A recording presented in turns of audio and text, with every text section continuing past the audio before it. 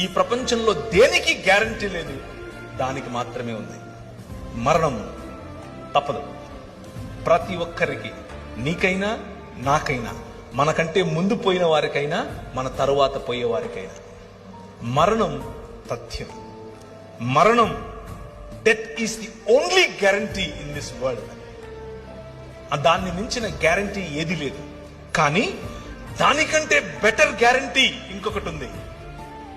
అదేమిటి అనంటే, మా నాయన తన శరీరాన్ని నాటి 3 దినములైన తర్వాత బయటకు తీసి అంటున్నాడు, మరణమా నీ ముల్లెక్కడా అని పిలుస్తున్నాడు. ఈ రాత్రి నేను మీకు ఇచ్చేటటువంటి వాగ్దానం, ఆయన చేస్తున్నటువంటి వాగ్దానం, ఈ నిబంధన యొక్క సారాంశం, 5 రకాలుగా నేను చేసిన నిబంధనల యొక్క సారాంశం ఏమిటో తెలుసా?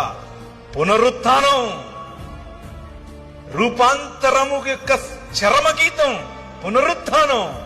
ఎప్పటికీ వాడిపోయినటువంటి శరీరాలు. ఆయన అలా వస్తాడు.